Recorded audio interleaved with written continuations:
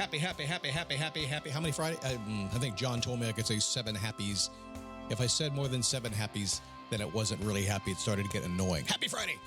All right, so we're going to dig down deep into something that's going to get you motivated today. It's not going to be a list of 1, 2, 3, do this to get motivated. It's going to be the things that are actually firing you up. So you're going to have to think a little deeper. If you're into that, I'm going to teach you some things. You're going to want to take notes. And if you want the simple, easy Reddit 1, 2, 3, 4, 5, 6, 7, 8, 9, 10 list, go to Reddit. Try that stuff. See what happens. It's a daily boost from motivationtomove.com, the positive boost you need every single day. It's me, the nearly famous motivational DJ. That's kind of what I am. My name is Scott Smith, founder, chief motivating officer here at motivationtomove.com. That's what the show started out as. You didn't know that, right? I used to be a disc jockey. And I used to work at the motivation station down in Pompano Beach, Florida, way back in the 80s. And my job was to play motivational clips of Zig Ziglar and all those guys. And in between, I got to kind of render some of my opinion. Little did I know I'd be a nearly famous motivational disc jockey on the Daily Boost. I'm happy to have you here today. So we don't take life too seriously, although don't get in my way of my dreams, and I won't get in the way of your dreams. We take that really seriously. We're going to protect that like crazy, and I will demand that you do that all the time. Otherwise, who cares? Just have some fun, right? Did I introduce myself? I'm not sure. Whatever, figure it out. I may have. I may not have. Good to have you here today. Friday. It's Friday. Simple question today. How do you want to feel? Now, feelings are a big deal. We have a whole generation now that only works on feelings. You can't do that. If you're just a feeling kind of person, you're not a complete person, because the truth is you're a feeling person and a logical person. You're always going to react to feelings first, but then logic is where you go next. Like when I'm thinking about buying a boat right now, and I'm in the emotional stage of thinking about a boat right now. But I know what's going to happen. I'm going to go look for a boat. Got to figure out which one I want. I'll figure it out eventually, and I'll get down and I'll be ready to buy it. Then logically, it's going to kick in, and I go, how much is that boat? Seriously? A boat costs that much money? And logically, I'm going to go back and forth and back and forth and back and forth. Eventually, I'm going to come to a conclusion. Now, my wife already has the conclusion figured out. It's not the same one I have figured out. I'll let you know what happens with that. How do you want to feel?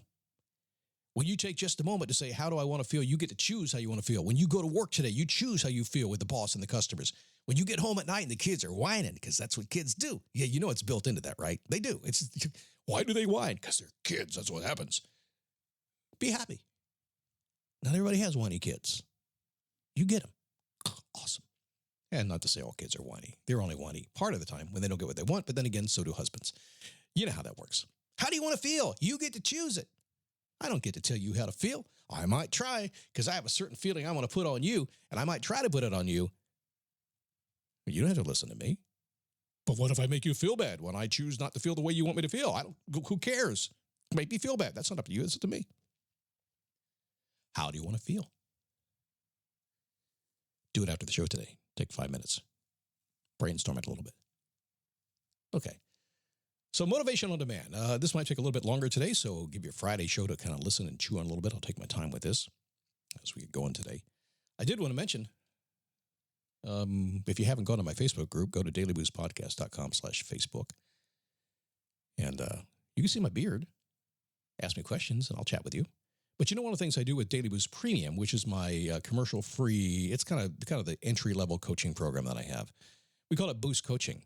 And it's the most popular thing that I do in that program. Once a month, we get together, all Daily Boost Premium members, we get together, and we have a coaching call. And this is not, a one-way Facebook thing. This is not like text messaging, things like that. No, this is you and me in a Zoom meeting, and we're going to start adding breakout rooms here pretty soon. But you and me together actually doing real-life coaching. It's so cool. It's like $10 a month, and you get to join this call. So just go to dailyboostpremium.com and check it out. I think you'll like that. Speaking of that, Daily Boost Premium, also commercial free. So let's do a commercial.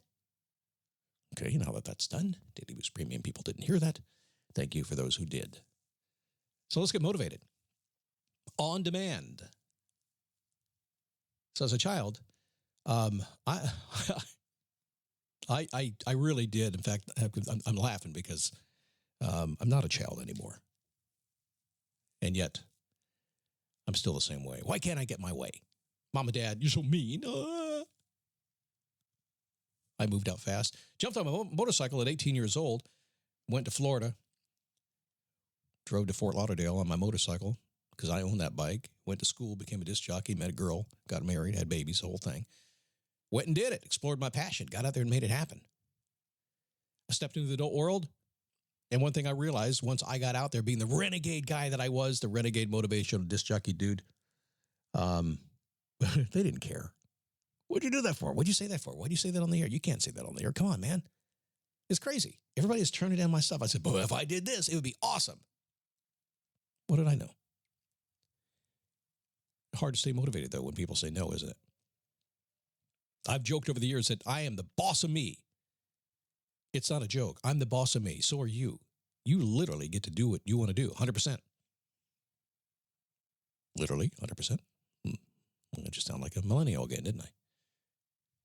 You're the boss of you. Go ahead and do what you want to do. I'm the boss of me. I'll do what I want to do. And then what happens when you say, I'm the boss of me. I'll do what I want to do. And then why the hell don't you do it? I'm going to go on a diet Monday because I'm going to be an Adonis. Wednesday, is it pizza night? No, it's not pizza night. It's wine Wednesday. You know how that works. Eventually, I realized having a big-ass goal, being on a mission, and importantly, being motivated on demand was the kind of solution. In other words, if you can't get your ass off the couch on a July day when it's hot and sweaty and sticky and you're peeling yourself, if you can't get yourself to do that, how are you going to do it when things are easy? Motivation is powerful. It is fleeting, if not the most fleeting tool that we have. Did you know this? Sidebar, come over here. Look, sidebar. I say that because that's the closest I ever got to being an attorney. Sidebar, Your Honor. When it comes to motivation, it really is very, very, we don't have a lot of it because it's part of our executive center, the frontal cortex of our brain, right? And it doesn't have a lot of calories to work with, and it doesn't last very long. It is renewable. It will come back for you, but it is very difficult. So for those of you who are ever wondered why you started a diet on a Monday and literally by Wednesday or Thursday, you are going to go off that diet, it's because your motivation, your willpower doesn't work. And yet when you suddenly freely think and have free will, and you say, you pray, you meditate, you walk, you think positively, stuff like that, you stay on the diet because you're recharging your motivation. It's really hard to do. So how do we do this? How do we get motivation on demand? Well, number one, your physiology dictates your feelings. Easiest way to break free of a slump is to stand up, take a step, and repeat. Movement wakes up your body. It guides your emotions. It makes everything possible. A lot of you guys have been to events over the years. You go to a personal development event, jumping and screaming, and music is thumping, and people are dancing, and I know you hate that. I'm not going to go that. But you know what? It's necessary. Because the first step in getting people to change their mind and how they think is to move their body. So don't think about what you're going to do. Get off your ass and go do it. At least start taking a walk, go jump up and down, go to the gym, whatever. Do something. And just physically, just understand it's a shortcut for you. Move physically, and suddenly you'll start thinking differently. That's number one. Not fooling around here. It's real. It's not a joke. Sound like Joe Biden there, didn't I? Number two, focus fuels your fire. If you're unmotivated, you drift in the wind with no direction. Shifting your thoughts in a positive direction toward what excites you, break you out and keep you going. Now, basically what that means is this. When you explore the possibilities and you know now what you're going to be doing and you get focused, which is another problem, another 15 podcasts worth of problem. I get it.